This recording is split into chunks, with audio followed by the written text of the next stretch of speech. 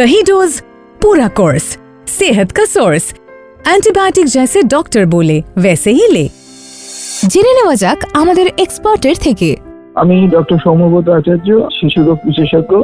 অনেক সময় আপনারা ডাক্তারবাবুরা যে অ্যান্টিবায়োটিক দেন, সেই অ্যান্টিবায়োটিক কোর্স গুলো হয়তো ঠিকঠাক মতো শেষ করা হয় না, বা ডোজ গুলো ঠিক ডোজে নেওয়া হয় না। দুটো ব্যাপার, একটা হচ্ছে ডোজ গুলো ঠিক ডোজে দিতে হবে, কম বেশি করলে চলবে না। যদি 5 ml বলে 5 ml করে দিনে 2 বার দিতে হবে। আর দ্বিতীয় নম্বর, এই কোর্সটা যেন কমপ্লিট করতে হয়। 5 দিন বললে 3 দিন দিয়ে একটা শিশি শেষ হয়ে গেল, আমরা সেটাকে বন্ধ করে দিলাম, সেটা করলে চলবে না। 5 দিন মানে 5 দিন, 7 দিন মানে 7 দিন। তা নাহলে কিন্তু জীবাণুটা মরবে না, শরীরে রয়ে যাবে, সেটা আবার রিপেয়ার করবে, আবার কিন্তু জ্বর বা সেই অসুস্থতা আবার হবে।